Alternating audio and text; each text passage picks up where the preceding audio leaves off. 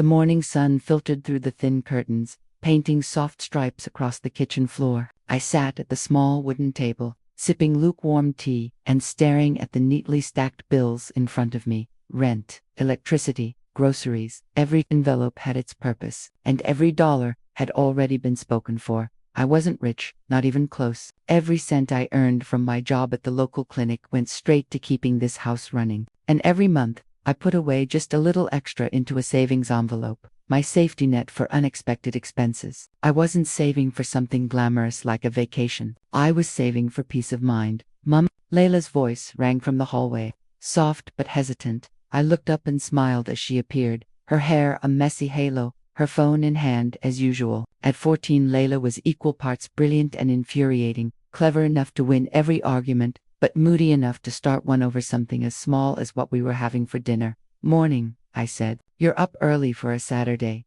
She shrugged, sliding into the chair across from me. "Couldn't sleep." "What are you doing?" I hesitated before answering. Layla didn't usually care about my budgeting sessions, but lately, she had been asking more questions about money. "Just sorting out some bills," I said casually, tucking the savings envelope a little closer to me. "I need to go to the bank later to deposit this month's savings." Her eyes flicked to the envelope, lingering a second too long. "How much are you putting in?" she asked. I frowned slightly, not because it was a bad question, but because of the way she asked it. Curious, calculating, even.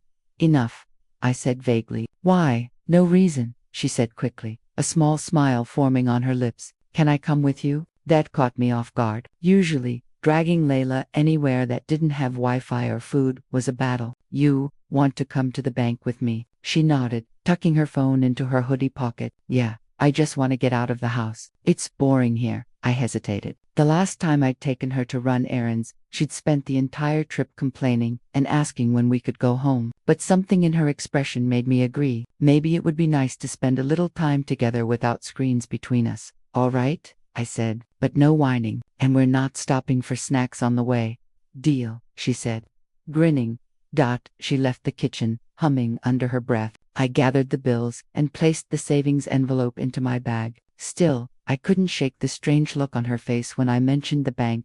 Layla was a good kid, but she had been acting a little different lately. She was more secretive, staying up late, texting her friends and hiding her phone screen whenever I walked into the room. I'd chalked it up to normal teenage behavior, but a small part of me worried. I sighed and pushed the thought away. Maybe I was overthinking it. Maybe she really just wanted to spend time with me. But as I zipped up my bag, I couldn't help but feel that today's trip to the bank was going to be more eventful than I expected.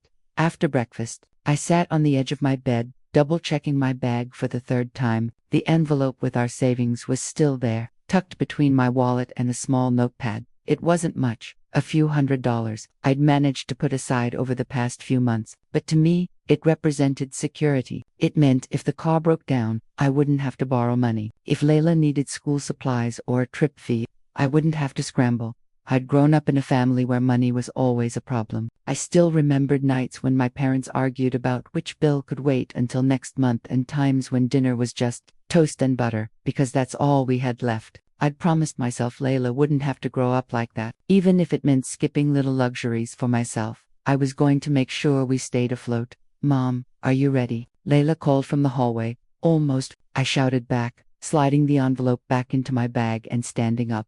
When I stepped into the living room, Layla was waiting by the door. She'd traded her hoodie for a denim jacket and brushed her hair, which meant she was serious about going. "You look nice," I said with a smile. She shrugged. "It's just the bank." "I know," I said, "but you put in effort. I appreciate that." A faint smile crossed her lips before she turned away. The drive to the bank was quiet at first, the only sound coming from the hum of the engine. But after a few minutes, Layla broke the silence. "So, why do you go to the bank every month?" she asked casually, staring out the window. I glanced at her. "To save money. I put a little bit away so we have something to fall back on." "Like, for emergencies?" she asked. "Yes," I said, nodding. "Or for big things we need. Savings are important. Layla, you never know when life is going to surprise you." She was quiet for a moment, then said, "Do you ever save for fun stuff, like a vacation or a shopping day?" I laughed softly. "Not really. Fun stuff is nice, But first we have to make sure the essentials are covered. Bills, food, rent, those come first. She nodded, but I noticed her chewing on her lip. Why do you ask? I said gently. No reason, she replied quickly. Just wondering. Her tone was too quick, too light. Something was definitely going on in that head of hers. I didn't push her. I didn't want to turn this into an interrogation, but I made a mental note to keep my guard up. Layla was clever, and sometimes her cleverness got her into trouble. As we pulled into the bank parking lot, I felt a small knot of anxiety forming in my stomach. It was silly, really. It was just a quick deposit. But Layla's sudden interest in my savings made me uneasy. Still, I forced a smile as we got out of the car. Come on, I said. This won't take long. Layla smiled back, but there was something in her eyes, a mix of excitement and nerves, that made my heart beat just a little faster. Whatever was going on, I had a feeling I was about to find out. Layla sat quietly in the passenger seat as Mom pulled into the bank parking lot, but her mind was anything but quiet. Her leg bounced restlessly, and her fingers kept drumming against her knee. This was it. This was her chance. She had been thinking about this moment for weeks, ever since her best friend, Mia, got those limited edition headphones. Everyone at school had been talking about them, and Mia had shown them off like they were some kind of crown jewels. Layla had smiled and pretended not to care, but inside, she had burned with envy. She had asked Mom for money once, just casually, mentioning the headphones cost almost $200. Mom's answer had been firm. That's too expensive, Layla. We have more important things to save for right now. Layla had nodded, but the disappointment had been heavy. She was tired of hearing the same thing over and over, that there wasn't enough money, that they had to be careful, that fun had to wait. So she had made a plan. Mom was always going to the bank, always putting money away. Layla figured that if she asked the cashier to give her some of it in cash, Mom wouldn't be too mad. After all, it was her daughter. What was a little bit of savings compared to her happiness? At least, that's what she told herself. In truth, a small voice in the back of her mind whispered that this wasn't the right way to do things, but she ignored it. When Mom parked the car, Layla took a deep breath and followed her inside. The bank was cool and quiet, smelling faintly of paper and sanitizer. The line was long enough that they had to wait, which gave Layla too much time to think. What if Mom says no in front of everyone? She thought nervously. What if the cashier refuses to give it to me? She almost backed out right then. But then she pictured Mia, laughing with her friends, pulling out those shiny headphones and letting everyone take turns trying them on. Layla didn't want to be the kid with cheap earbuds from the discount store. She wanted to belong. Are you okay? Mom asked suddenly, glancing down at her. Layla blinked. Yeah, why? You look nervous, Mom said. I'm fine, Layla said quickly, forcing a smile. Just bored. Mom gave her a suspicious look but didn't press. When they finally reached the counter, Layla's heart was pounding so hard it felt like everyone in the bank could hear it. The cashier, a young woman with kind eyes, smiled and greeted them. Mom handed over the envelope, chatting casually with the cashier as she filled out the deposit slip. And then Layla leaned forward, her voice barely above a whisper. Excuse me, she said, trying to sound casual. My mom said I could take some cash out too. Could you give me $100 in a separate envelope? The words tumbled out faster than she meant them to. Her palms were sweaty, her heart racing. This was the moment. Either it would work, or she was about to be in big trouble. The line at the bank moved slowly, painfully slowly, and I could feel my patience slipping away. Layla stood beside me, shifting from foot to foot, her hands buried in the pockets of her jacket. Usually, she'd be glued to her phone, but today she was just staring at the counters, at the envelopes behind the tellers. At me, I narrowed my eyes. You sure you're not hungry? I asked. Nope, she said quickly. You sure you don't want to wait in the car? This might take a while. She shook her head. I'm fine. Fine. She always said she was fine, even when she clearly wasn't. I glanced down at her again, this time catching the way she was chewing on her lower lip, something she only did when she was nervous or thinking hard about something. Layla, I said softly, what's going on with you today? She blinked, startled, then forced a smile that didn't reach her eyes. Nothing, I don't know. I feel weird being in here. Why weird? I don't know. Banks are just weird, all quiet and serious. Like school but worse. Her answer made me laugh a little. But my instincts still whispered that something was off. Ahead of us, a man in a suit finished his transaction and walked past, holding a receipt. The line shuffled forward. Layla tugged at my sleeve. How much are you putting in? She asked again, her voice casual but a little too casual, like she was rehearsing being calm. Enough, I said, just as I had before. Like, more than $100. That stopped me. I turned and stared at her. Why? She froze for a second, then shrugged. Just wondering. I've never really thought about how much money people keep in banks. Is it a lot? Like, could someone just take some if they needed it? I frowned. That's not how it works, Layla. And why would anyone just take money they didn't earn? She shrugged again, but her ears had turned pink. No reason, just curious. I let out a slow breath. Maybe I was being paranoid. Teenagers asked weird questions all the time, but a nagging unease settled into my stomach like a stone. Finally, it was almost our turn. Layla's bouncing legs stopped, and she stood up a little straighter. I noticed the way she kept glancing at the tellers, her hands flexing at her sides. My chest tightened. Something was definitely going on. I knelt slightly so I could look her in the eye. Layla, listen to me. Whatever's going through your head right now, you need to tell me. Her eyes widened, and for a second, I saw a flash of guilt pass over her face, but then she plastered on a smile and said, I'm fine, Mom. Really, can we just get this over with? I studied her for a long moment, then straightened. All right, I said quietly, but my heart was beating faster now. When we stepped up to the counter, my fingers gripped the envelope just a little tighter.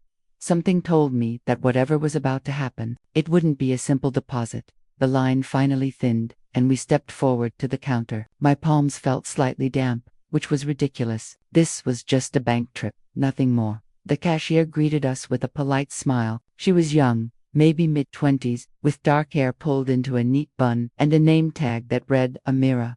There was something reassuring about her calm expression. Good morning, she said warmly. How can I help you today? I smiled back and slid the deposit envelope across the counter. I'd like to deposit this, please. Amira nodded, taking the envelope and opening it carefully. No problem. Do you have your account card? I handed it to her and glanced at Layla. She stood stiffly by my side, her hands clasped tightly together. Her usual teenage slouch was gone. She looked alert, almost tense. Amira typed on her keyboard as she counted the cash. I watched her fingers move, listening to the faint clicking sound that echoed in the quiet bank. Behind me, someone cleared their throat, impatient to be next. I shifted slightly, feeling a little rushed, but Layla didn't seem bothered. In fact, she was leaning closer to the counter, her eyes fixed on the stack of bills Amira was sorting. Everything looks in order, Amira said, glancing up with a professional smile. Do you need a receipt? Yes, please, I said. She nodded and reached for the printer, and that was when I heard it, a small, hesitant voice. Excuse me. I turned my head. Layla had stepped just a little closer to the counter. Yes, Amira said, glancing at her kindly. Layla glanced at me, then back at the cashier. My mom said I could take out some cash too. Could you give me $100 in a separate envelope? For a moment, the words didn't register. I just stared at her, my brain scrambling to catch up. What? I said sharply, my voice louder than I meant.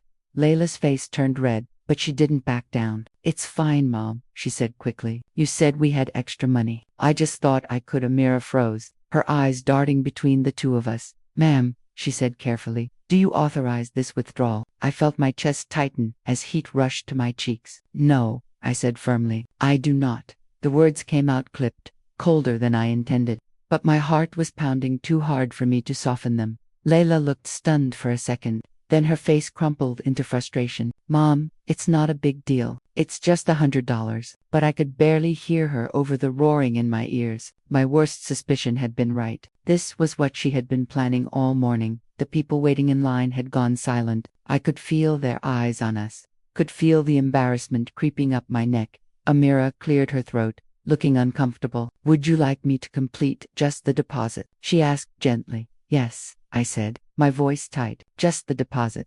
I could see Layla's shoulders slump, her eyes glistening with angry tears. As Amira handed me the receipt, I realized that this trip to the bank was about to become a lot more than just a routine errand. For a moment, it felt like the whole world had gone still. The faint hum of the bank's air conditioning was the only sound. Even the people in line behind us seemed frozen, waiting to see what would happen next. Layla's lower lip trembled, but she lifted her chin defiantly. Mom, I don't get why you're so mad. It's just money. We have more, right? Her words landed like a slap. Layla, I said, my voice low and sharp. This isn't about just money. This is about trust. You don't walk into a bank and lie to try and take money without asking me first. Layla's eyes darted to the cashier, who stood patiently, though her expression was now serious. Ma'am, Amira said gently, as though trying to diffuse the situation, I couldn't have processed the withdrawal without your signature. Don't worry, nothing will be taken from your account. I nodded stiffly, thank you. But Layla wasn't done. I wasn't trying to steal, she said, her voice rising just enough for the next person in line to raise an eyebrow. I just wanted some money for myself. You always say no whenever I ask. This was the only way I could get you to listen. The words stung. This is not how you get me to listen, I said firmly. This is how you get yourself into trouble. Layla's eyes filled with tears, her anger mixing with humiliation. I just wanted to buy those headphones, Mom. Everyone at school has them, except me. You don't get how embarrassing it is. Her outburst silenced even the faint noises of the bank. A man a few spots back cleared his throat awkwardly. I felt my own face heat with a mixture of anger and sadness. This wasn't just about money. It was about her feeling left out, her wanting to fit in. But still, what she'd done was serious. I took a deep breath, forcing myself to keep calm. We're not having this conversation here, I said quietly but firmly. We'll talk about it at home. Layla glared at me for a moment, then crossed her arms and looked away, her cheeks flushed. Amira slid the receipt toward me with a sympathetic look. Here you go, ma'am. Just so you know, a lot of parents have been in this exact position. Kids don't always understand how serious this kind of thing can be. I gave her a tight smile. Thank you. Taking Layla gently by the shoulder, I guided her toward the door. I could feel the stares of the other customers as we left, each step heavy with embarrassment. Outside, the sunlight felt harsh, almost accusing. Layla yanked her arm out of my grip and stormed toward the car. Neither of us spoke as we got in and shut the doors. The silence was thick, broken only by the sound of my keys turning in the ignition as I pulled out of the parking lot. My hands were still trembling on the steering wheel. Layla stared out the window, her jaw set, her reflection in the glass, showing a girl who was angry but also, I could tell, scared. This wasn't over, not by a long shot.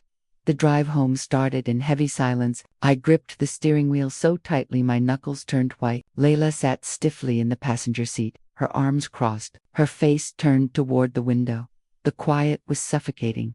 Halfway down the road, I couldn't hold it in any longer. Layla, I said, my voice tight. What on earth were you thinking? Do you have any idea how serious that was? She didn't answer. Layla, I said more sharply this time, her head whipped around, her eyes glistening with angry tears. I told you what I was thinking. I just wanted a little money. You act like I tried to rob the bank. I blinked, stunned. You lied to a cashier and tried to take money that wasn't yours. Do you know what could have happened if they believed you? If I hadn't been there to stop it? She glared at me, her voice cracking as she shouted. Nothing would have happened. You're overreacting. I pressed my lips together, trying to stay calm. This isn't overreacting. Banks take fraud very seriously. Layla, what you did could have gotten you in real trouble. Her face twisted in frustration. You never listen to me. You never care about what I want. That's not true, I said sharply. Yes, it is, she cried. You always say, we don't have money for anything fun. You always tell me to wait or save or just forget about it. I'm tired of waiting. I just wanted one thing that would make me feel like I fit in for once.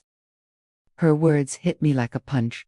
I slowed the car, pulling over to the side of the road. When we stopped, I turned to face her fully. Her face was red, her chest heaving, tears streaking down her cheeks. I took a slow, steady breath. Layla, I said quietly, I understand that you want things. I understand that it feels unfair when other kids have stuff you don't. But what you did today wasn't the answer, she sniffed, swiping angrily at her eyes. You don't get it. Everyone laughs at me for having cheap stuff. They say I look broke. You think I don't hear them whispering? My heart ached at that. Double quotes. Oh honey, I said softly. I didn't know you were feeling like that. She shrugged, looking away. You never ask. That one stung more than anything. I'm sorry, I said quietly. You're right. I should ask more. I should pay more attention. She glanced at me, surprised at my tone.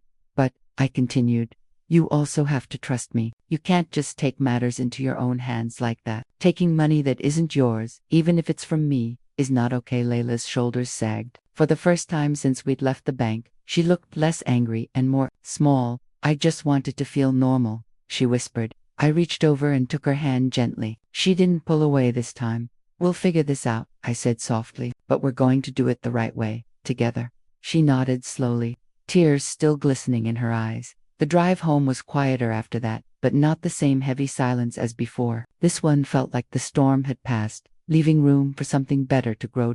When we finally pulled into the driveway, the house looked exactly the same as when we'd left that morning, but everything felt different now, heavier somehow. Layla unbuckled her seatbelt and bolted out of the car without a word. By the time I turned off the ignition and grabbed my bag, she was already inside, her bedroom door clicking shut behind her. I stood there in the hallway for a long moment, just staring at her door. Part of me wanted to follow her in right away, to sit her down and talk it out, but another part of me knew we both needed a little time to cool off.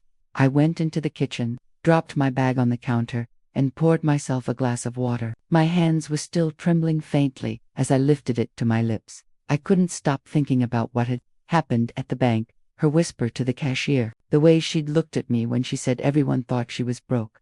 I had worked so hard to give her a better life than the one I had growing up, and still, somehow, she felt like she didn't have enough. I sat at the table and pressed my palms against my forehead. Maybe I have been too strict, I admitted to myself. Maybe she feels like she can't talk to me because I always shut her down.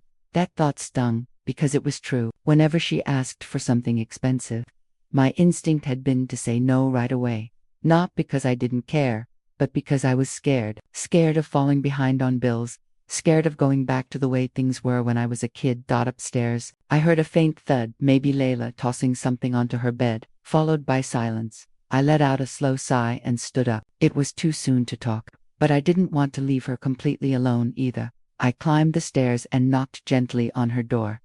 No answer. I knocked again, a little softer. "I'm going to start dinner in a bit. Come down when you're ready, okay?" There was a pause, then a muffled okay. It wasn't much, but it was something. I went back downstairs and busied myself with dinner, chopping vegetables and trying to focus on the familiar rhythm of the knife against the cutting board. Slowly, my own anger began to ease, replaced by something more complicated: sadness, worry, and a touch of guilt. Half an hour later, I heard footsteps on the stairs. Layla appeared in the doorway, her face blotchy from crying. She didn't say anything at first. She just slid into a chair at the table and sat with her head down. I didn't push her to speak. I just finished cooking and placed 2 plates on the table. When I sat down across from her, she finally whispered, "I'm sorry." I reached across the table and squeezed her hand gently. "I know," I said softly. "We'll talk after dinner." She nodded, and for the first time all day, I saw a flicker of relief cross her face. After dinner, I set our plates in the sink and wiped my hands on a towel. Layla still sat at the table, pushing a stray piece of rice around with her fork. The house was quiet, the kind of quiet that felt like it was waiting for something to happen. "Come with me," I said gently. She looked up at me, wary, but nodded and followed me into the living room. I sat on the couch and patted the cushion beside me. After a moment's hesitation, she sat down, curling her legs underneath her. For a long moment, neither of us spoke. Then I took a deep breath. "Layla," I said softly, "I need you to understand how serious what you did today was. You can't just tell a bank employee to give you money, even if it's from my account. If Amira hadn't checked with me, that could have been considered fraud. You could have gotten into legal trouble." Her head dropped, and I could see her shoulders tighten. "I wasn't trying to get in trouble," she whispered. I just wanted something for me." "I know," I said quietly, "but there are right ways and wrong ways to ask for what you want. Sneaking around and putting me on the spot at the bank, that was the wrong way." Tears welled in her eyes again. "You never say yes when I ask. You just tell me to wait, or say, we can't afford it. It feels like you don't care." Her words cut deeper than I expected. "Oh, Layla." I reached for her hand, and this time she let me hold it. "It's not that I don't care. It's that I care so much that I have to be careful. That money I was depositing today, that's for emergencies. It's so that if something bad happens, like the car breaking down, we won't have to panic. It's not just numbers in a bank account to me. It's security for both of us." She sniffled, wiping at her face. "I didn't think about that. I hate being the kid who doesn't have what everyone else has. Mia has those headphones, and everyone else at school was trying them on. I felt so left out. I just wanted to feel normal. Her words softened something inside me. I get it, I said gently. When I was your age, I felt the same way. My friends had better clothes, better shoes, better everything. And I used to get so angry at my parents because they always said no. I swore I'd do things differently when I had kids. But now I see they weren't trying to be mean, they were just trying to keep us safe. Layla bit her lip, looking at me with wide, wet eyes. So, are you saying I can never get nice things? I smiled sadly and shook my head. No. I'm saying we need to plan for them. If there's something you really want, like those headphones, we can make a plan. You can save part of your allowance, maybe do some extra chores. I'll help where I can. But it has to be earned, honestly, not taken. For the first time all day, a small smile tugged at her lips. So, you won't just say no. I won't just say no, I promised. But I might say, let's find a way. She nodded slowly, the tension in her shoulders finally easing. Then, to my surprise, she leaned against me and whispered, I'm sorry, Mom. I wrapped my arms around her and hugged her tightly. I know, and I forgive you. But we're going to use today as a lesson, okay? Okay, she said softly. And for the first time since we walked into that bank, I felt like we were both going to be okay. The next morning, Layla woke up earlier than usual. When I came downstairs, she was already at the kitchen table with a notebook open and a pencil in her hand. Morning, I said carefully, unsure what mood she'd be in today. Morning, she mumbled back, then pushed the notebook toward me. I made a plan. I raised an eyebrow and sat down beside her. Inside, she had written a list. Save allowance each week. Ask Mom for extra chores for extra money. Stop spending money on snacks at school.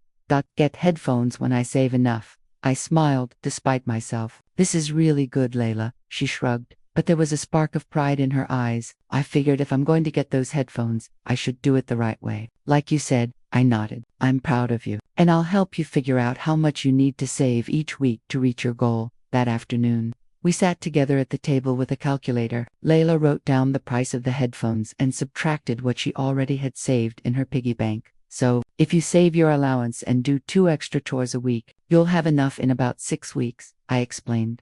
Her eyes widened. That's not even that long. Exactly, I said with a smile. Sometimes, waiting feels impossible until you see the finish line. From that day on, Layla seemed like a different kid. She started taking the trash out without me asking, folding laundry, and even helping rake leaves in the yard. Every time she earned a few extra dollars, she carefully put it in an envelope we kept on the fridge labeled Headphone Fund. I noticed she stopped asking for small things at the store. When she saw something she liked, she would look at me and say, No, I'll wait, I'm saving. Her determination surprised me and made me proud. One Saturday, as she scrubbed the kitchen floor, I knelt down beside her. You know, I said gently, you don't have to do this many chores. You're going above and beyond. She grinned up at me. I like seeing the envelope get fatter. Makes me feel, I don't know, powerful. I laughed softly. That's because you're in control now. You're making it happen yourself. Her grin widened. Yeah, it feels good. By the 5th week, she had almost enough. I secretly added a little extra to the envelope one night, just to speed things along, not because she couldn't finish on her own, but because she had worked so hard that I wanted her to see the reward sooner. When she counted the money the next day, her eyes went wide.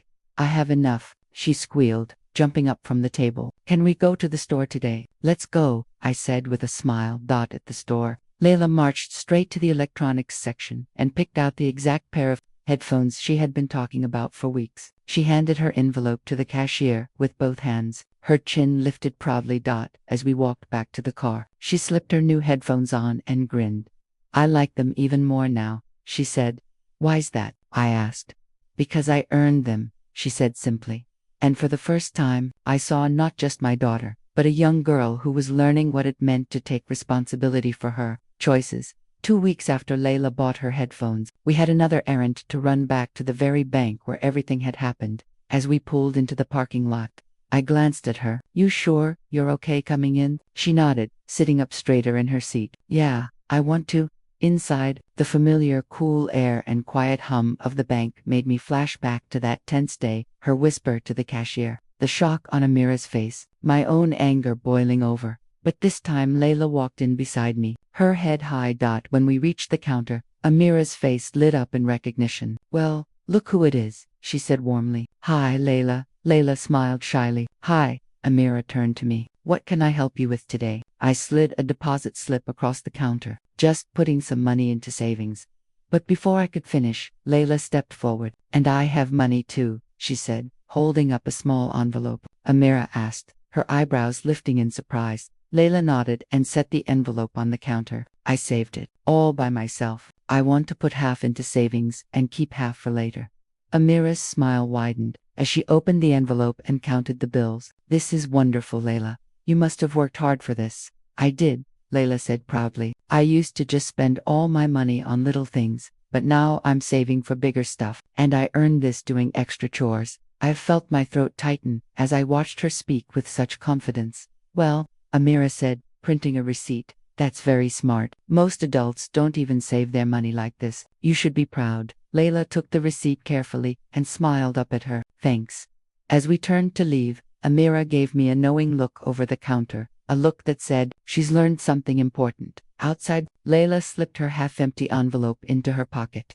"You know," she said thoughtfully as we walked to the car, "last time I came here, I felt sneaky, like I was doing something wrong. But this time, I feel good."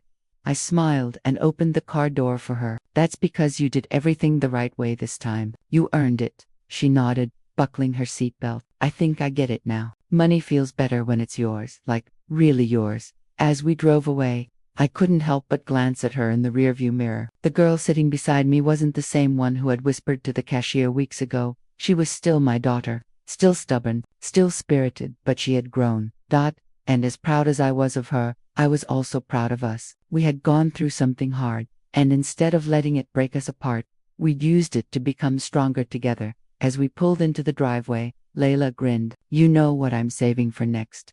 "What?" I asked, curious. "A birthday present for you," she said with a mischievous little smile. My heart swelled. "That might be my favorite thing you've ever bought." That night, after Layla went to bed, I sat alone in the living room with a cup of tea, letting the quiet of the house settle around me. It was strange to think that only a few weeks ago, I had been sitting here with my head in my hands, wondering where I had gone wrong as a parent. Now, I felt something entirely different. Pride, not just in Layla, though I was bursting with that pride in myself, too. I had faced one of the most challenging parenting moments of my life, and instead of letting anger take over, I had chosen patience, conversation, and understanding. And it had worked.